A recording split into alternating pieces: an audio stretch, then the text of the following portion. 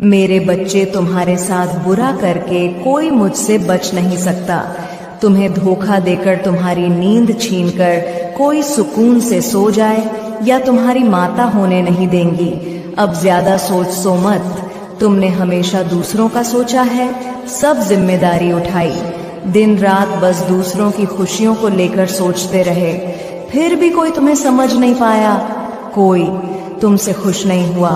दोस्त हो, प्रेम हो, परिवार हो, सबको तुमसे लाख शिकायतें थीं।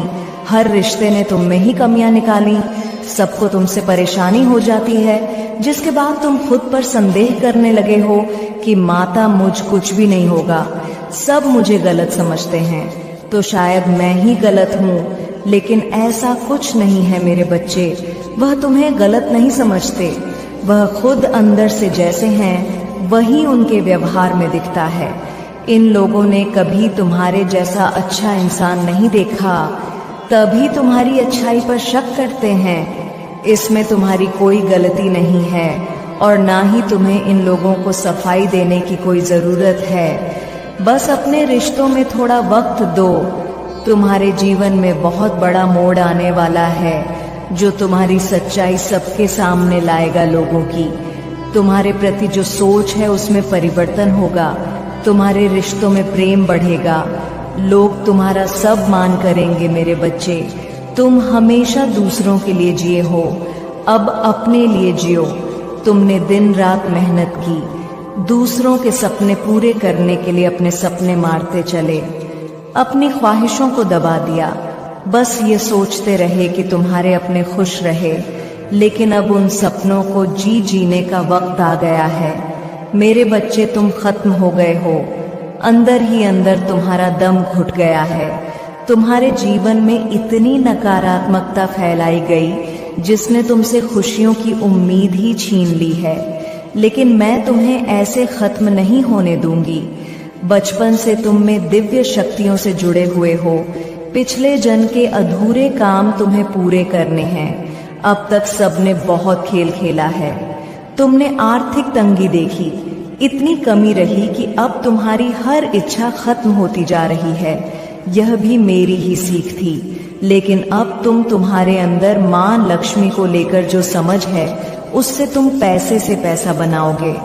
तुमने बहुत कम उम्र में जिंदगी के सबसे कठिन अध्याय को सीख लिए हैं। अब तुम्हारा आविष्कार करने का समय आ गया है। मेरे बच्चे, एक भी सेकंड के लिए अपने दिमाग को खाली मत बैठने देना। खुद के रिश्तों पर, खुद के ऊपर और अपने करियर पर फोकस करना, क्योंकि तुम्हारे छोटे छोटे बच्चे हैं। प्रयास से भी इस महीने में बड़े बड़े रिजल्ट्स मिलेंगे तुम्हें। इसलिए बस बैठकर सोचते मत रहना। जो भी आइडियाज मिले उन पर काम करना। सफलता मिले या ना मिले, यह सब कुछ मुझ पर छोड़ देना। रिजल्ट के बारे में मत सोचना। इस महीने तुम्हें पैसे से पैसा बनाना सीखना है, नए लोग से मिलना है, उनके साथ अपने जीवन के उद्देश्य पर काम करना है, क्योंकि इस पूरे महीने तुम्हारा कॉन्फिडेंस बहुत है। रहेगा कुछ, बिक जाने की ताकत और हिम्मत रहेगी, उत्साह रहेगा तुम्हारे संगीत अंदर। इसीलिए इस ऊर्जा का पूरा फायदा उठाना। बस अपने स्वास्थ्य का थोड़ा ध्यान रखना, अपनी दिनचर्या, खाने पीने का ध्यान रखना। वक्त बेवक्त खाने से हो सकता है तुम्हें पेट संबंधी समस्याओं का सामना करना पड़े, पर अंत में सब ठीक होगा। बस तुम्हें थोड़ा ध्यान रखने की जरूरत है, लोग तुम्हें गलत समझे। कार्य क्षेत्र में मिसअंडरस्टैंडिंग, थोड़ी अनबन हो सकती है, लेकिन वक्त के साथ सारे मम ठीक हो जाएंगे। इसलिए जल्दबाजी में और क्रोध में कोई निर्णय मत लेना। जब भी मन अशांत हो, क्रोध आए, पानी पीना और थोड़ी देर के लिए उन लोगों से दूर चले जाना, बाहर खुली हवा में जाना, टहलना, उससे तुम्हारा मन शांत हो जाएगा। फिर जाकर किसी से बात करना जितना हो। मेरे बच्चे, तुम पूरी तरह से टूट गए हो। अब तुम में और साहस नहीं बची है, थक गए हो। तुम मजबूत और खुश होने का दिखावा करते करते अंदर से तुम खुद को बहुत अकेला महसूस करते हो। बस रोना चाहते हो। किसी के भी सामने अपने दिल में दबी बातें बोलकर मन की शांति चाहते हो। मेरे बच्चे, तुम खुद की लाइफ के निर्माता हो। अब निर्माण का वक्त आ गया है, क्योंकि मैं नकारात्मक लोगों को ऐसा सबक सिखाने वाली हूँ जो दूसरों को डरा देगा। कार्मिक रिश्तों का अंत करने वाली हूँ। मैं तुम्हारे लिए रास्ता बना रही हूँ। बस अपनी रचनात्मकता को निखार। तुम्हारे मन में निराशा आती जा रही है कि माता मुझे छोड़कर बाकी सब खुश है, लेकिन मेरे बच्चे, मेरे खेल में तुम्हारी जीत हो गई, क्योंकि तुम्हारा शत्रु अंदर ही अंदर रो रहा है, वह घुट रहा है, और यही संकेत है कि नकारात्मकता पर ध्यान मत दो। हर नकारात्मक ऊर्जा का अंत तय है। नकारात्मक लोग जितनी जल्दी ऊपर जाते हैं उतनी ही तेजी से नीचे गिरते हैं, और उन्हें ईश्वर का साथ भी नहीं मिलता, क्योंकि उनके काम में, उनके कर्मों में ईमानदारी नहीं होती है। इन लोगों में सच्चाई नहीं होती, इंसानियत नहीं होती है। यह लोग दूसरों के ऊपर चढ़कर, दूसरों को रुलाकर सफलता पाने में यकीन रखते हैं, और हमेशा यही करके आगे बढ़ते हैं। इसलिए हंसते चेहरे देखकर उदास मत हो कि तुम्हारी अच्छाई हार गई। अब मैं अपनी चाल चलूंगी, और जितनी तेज से यह पापी लोग ऊपर गए थे उतनी ही जल्दी इनका पतन होगा। मेरे बिछाए जाल में वह फंस गया है, और अब उसे कोई नहीं बचा सकता। इस खेल से बाहर निकलना उसके लिए नामुमकिन है। मेरे बच्चे, तुम बस खुद पर ध्यान दो।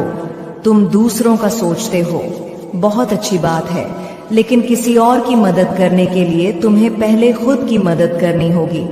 अगर तुम किसी को रुपए देना चाहते हो तो पहले तुम्हें रुपए कमाने होंगे।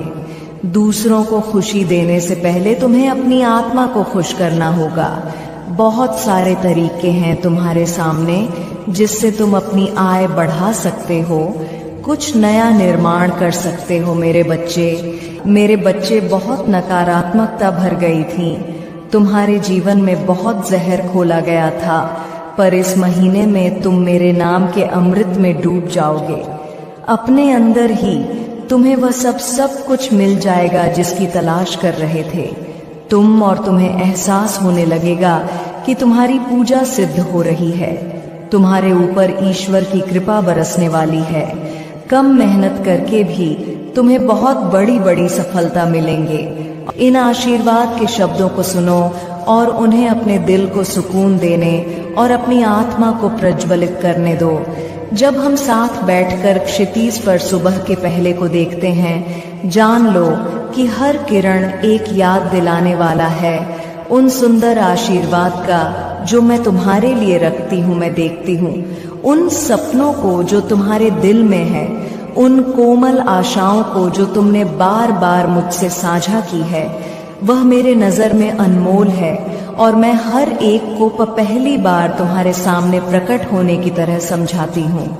मेरे बच्चे, याद रखो, मैं हमेशा मौजूद हूँ। तुम्हारी आत्मा की गहराई में तुम साहस की फुसफुसाना में यात्रा कर रहे हो। मैंने तुम्हारी चमकती मुस्कान पर छाए हुए साए देखे हैं। इस दुनिया का बोझ तुम्हारे कंधों पर भारी रहा है, एक ऐसा बोझ जिसे तुम कभी अकेले संभालने के लिए नहीं पैदा हुए। तुम्हारी एकाकीता के क्षणों में मैं वहां रही हूँ। तुम्हारी रक्षा करते हुए मेरी आत्मा एक स्थायी साथ चुनौती और अकेलेपन को धारण करते हुए याद रखो कि तुम कभी भी वास्तव में अकेले नहीं हो। मेरी उपस्थिति एक शरण स्थली है, उस तूफान से बचाव जो तुम्हारे चारों ओर गरजता है। मेरे बच्चे, तुम्हें तुम्हारे प्रश्नों का उत्तर मिलना शुरू हो गया है, और लोगों की असलियत तुम्हां सामने आ रही है।